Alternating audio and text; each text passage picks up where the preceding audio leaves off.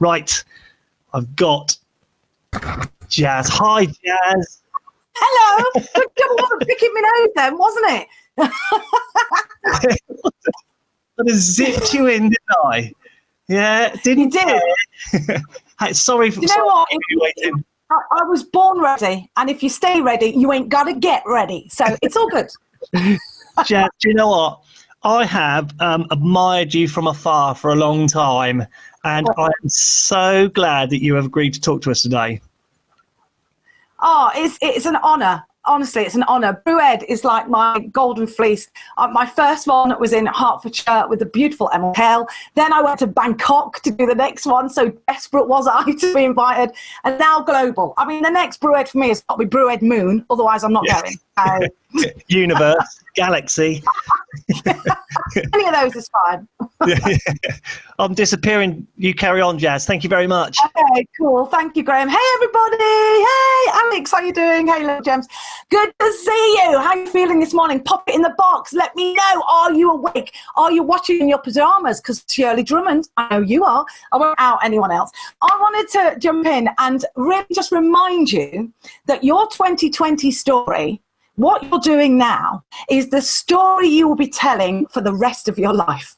So we really want to make a good one. I do not want to be in a nursing home talking about how I was defeated during COVID-19 and I couldn't cope and I hated my kids and I just want to, I'm going to have like no friends. I'll have no street cred in the nursing home. I'm not letting that happen.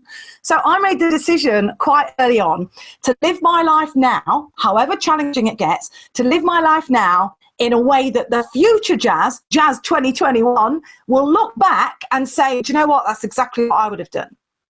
That's what I want to do, because every day, every ounce, every kind of time I slag myself off and not, oh, I should be doing this and I should have written a book. I should have, learned to make sourdough bread. All that, just piling guilt and shame on myself. Useless, not a good story. So my 2020 story is going to be a good one. What about you? What is your 2020 story going to be? Because, we have like millennials, baby boomers, Generation X, all that lot. We are now Generation C.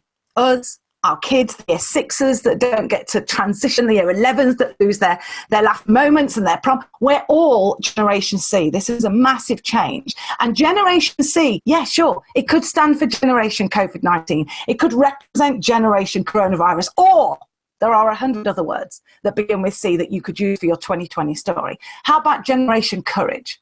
How about Generation Creativity, Generation Compassion, Generation Critical Thinkers, Generation Check Yourself Before You Wreck Yourself? That's what my daughter says. I think that's cool. I don't know what that means. If that means something awful, I didn't do it. And I've done it 3 times. Let's carry on. Generation Community, Generation Communication, Generation Challenge. I mean, there is so much about the future and about now that we could use. And I think sometimes we get wrapped up in what's happening and we forget that, we spend too much time thinking about the last 20 minutes and not enough time thinking about the last 200 years and the next 20, 200, 2,000 years. What we're doing now at this moment in time matters. It matters to the people you influence. It matters whether you're a mum at home, right, with a toddler. You're a leader because you're leading a toddler, and good Lord, is that hard? Or whether you run a huge organisation, what you say, what you do, the tone you set matters. So if we can't be in control of a lot, especially during this time, but we can be in control of the story we tell. We can be in control of the way we choose to show up. And that word choose is really important there. And all of this is about being human first. That's the big thing. In a way, I had this crazy thought the other day that I somehow brought upon lockdown, because I have been praying for a human revolution for as long as I can remember, where we all get a chance to connect and communicate and build a community. I just realised that while this is a huge inconvenience, that's what it is. Like, it's not, we're not, the worst things in my life that has happened aren't happening again. I'm not on the streets. I've been turfed out of my house. I'm not, trying to avoid men picking me up as a kid on the streets. I'm not having to swim. I'm not having to get in a boat the other side of England and then swim across the ocean with my kids. This is an inconvenience. It's not at the point where our lives are over. But we can tell ourselves that story and then it kind of leads to nothing. So for me, there are 3 stages of chaos navigation, which is what we're doing now, and then 3 R's of resilience. And that's what I want to share with you. Here we go. The 3 stages of chaos navigation. The first stage is shock, disbelief, disassociation, anger, actually, as well, being cross that we've lost something. And that stage is normal, but if you stay there, the only place you can go is victimhood, where it's everyone else's fault. And that can't, cowabunga, generation cowabunga. Stuart Webber, I freaking love you. That's going on my list. So if you stay in that kind of shock, anger, denial, it's victimhood. And I've lived with victimhood. I've tried it for years. It's great because it means you don't have to do anything. Nothing's your fault. But it's not scalable. I mean, you can't. There's no growth there. But it's safe. You don't have to step. Your computer says no the whole time. You don't have to step out of it. The next stage that we often get to is the keep calm and carry on stage. That's when we're all trying to do stuff and keep busy, and we go into overgeneration, and we're doing like 400 Zooms a day, and we can't speak at the end of it. That's great because you're generating stuff and you're connecting, but burnout is a huge risk there. You can't stay in that zone because burnout will steal everything from you, and then you've got nothing left to give. If you can push past that, during that time, we do get kind of sadness and resignation where we realize that this is basically Groundhog Day and we feel sad about what we've lost. When I picked my son up from school on the last day, my youngest, I walked past a year 6 girl who said to a friend, if you don't finish year 6, can you even start year 7? And I was just fueled with this real anger for this girl who I don't even know, just anger that she's lost that part of her life, that it's been taken away. And there's no one to be angry at. And then that anger kind of turned to just real sadness for her. And I remember sitting with it thinking, what am I going to do with this? What do I choose to do with this? Because I can keep it. I can stay here. And my only exit route is anxiety and depression from there. Or I can know that sadness is a real emotion. It is needed, but it's a journey. It's a stop among the station between Milton Keynes and Edinburgh. It's Oxenholme Lake District, okay? It's not the end of the journey.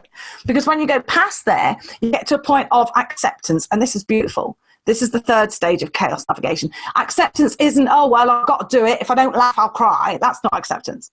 Acceptance is when you say, do you know what?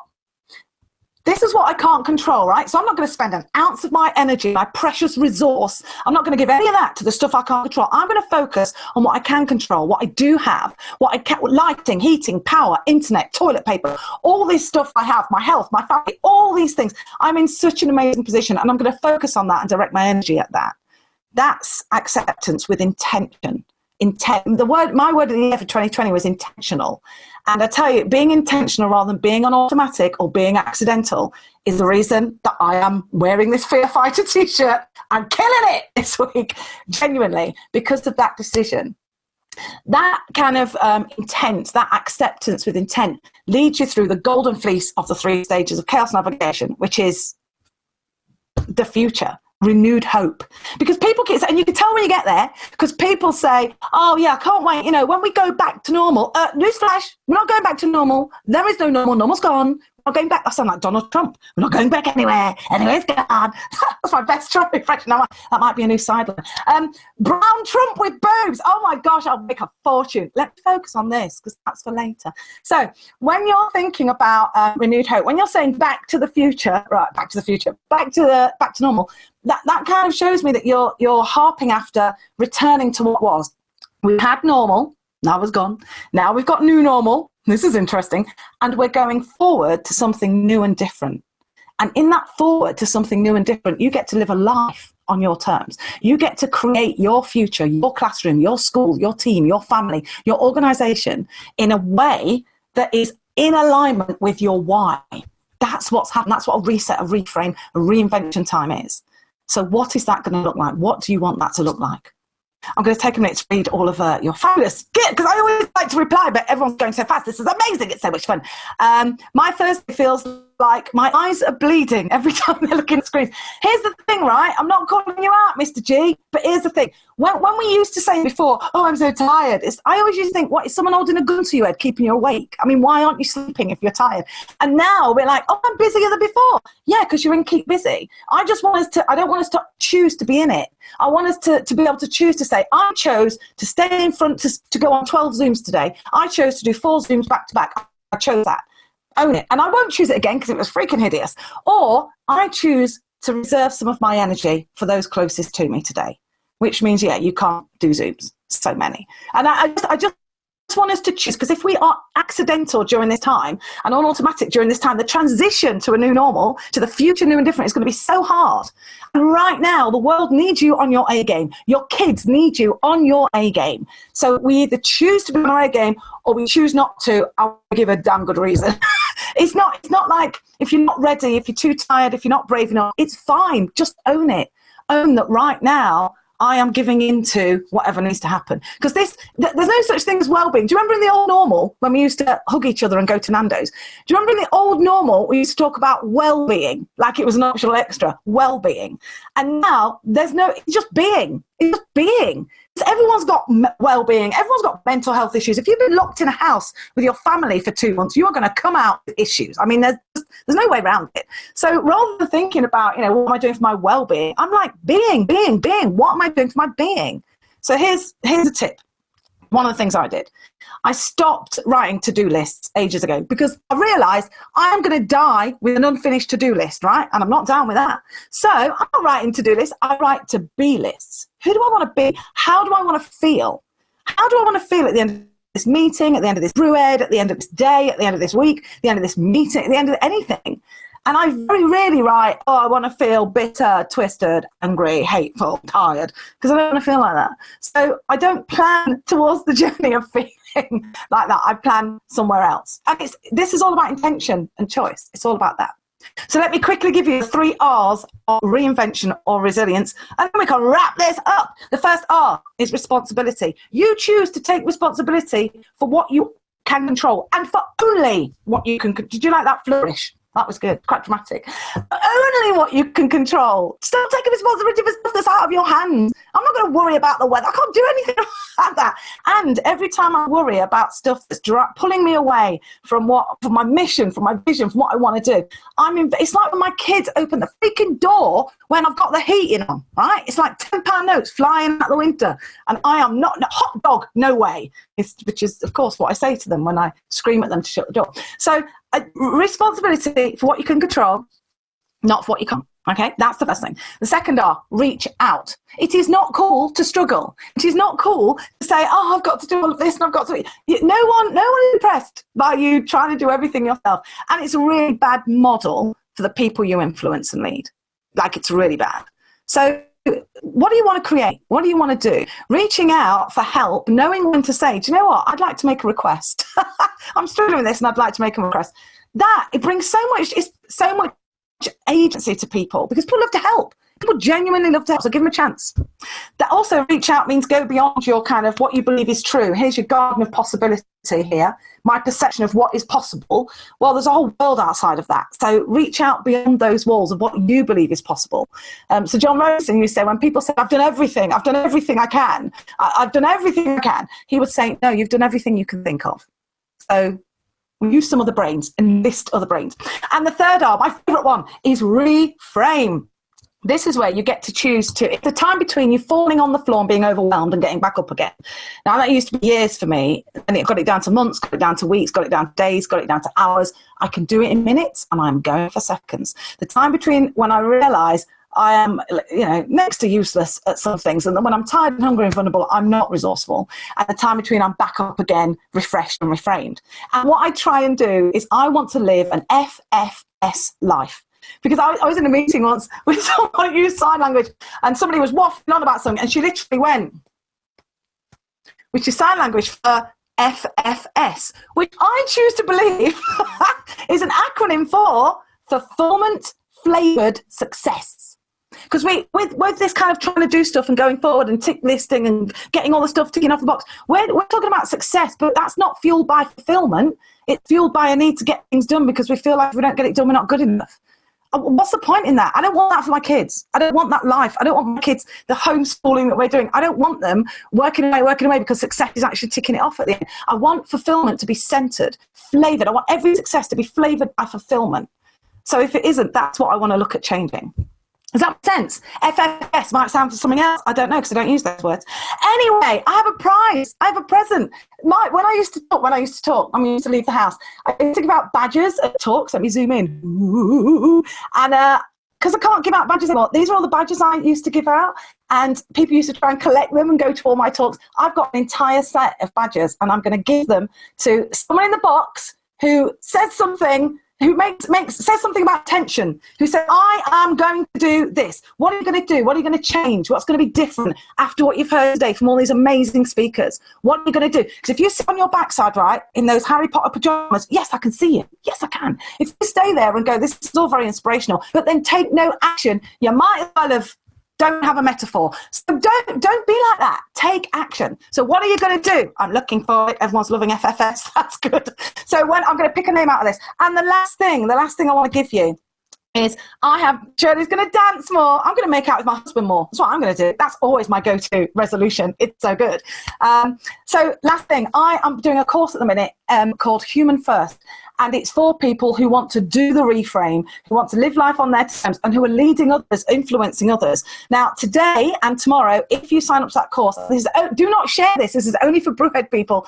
You're going to get 40% off. You use the code BREWED40. BREWEEDFO. No, it's not. 40.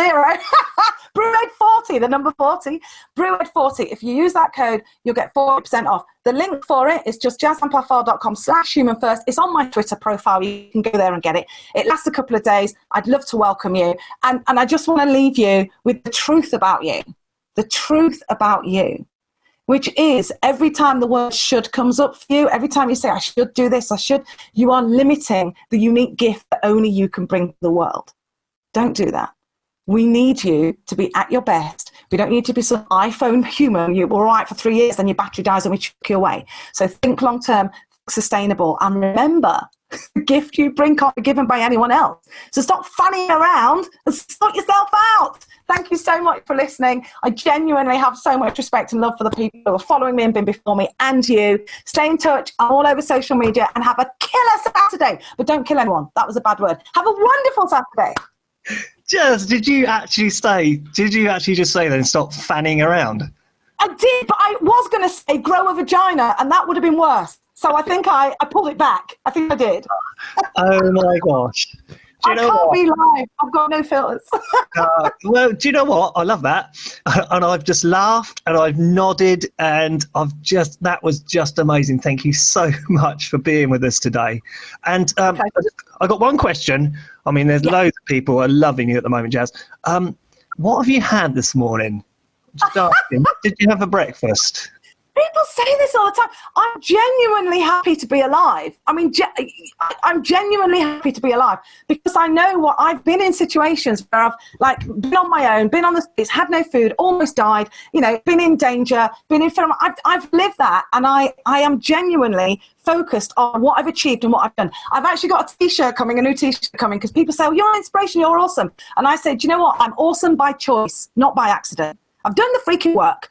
I've got this t-shirt. It's going to say awesome by choice. Because this is an option. It's like people say, where do you get your energy from? When you actually sit down and realize what you have and what you've done and who you are unstoppable. So take the time. Because Graham, you are a bit of a special human male. Who else could pull this off? Ed at the beginning going, no, anyone can do this. Just get streamed. Are you kidding me? This is awesome what you've done. So take a minute, have a celebratory sandwich and put it in the back of the net, mate. Well, do you know what, Jaz? I've actually had to pour myself a proper drink during that. So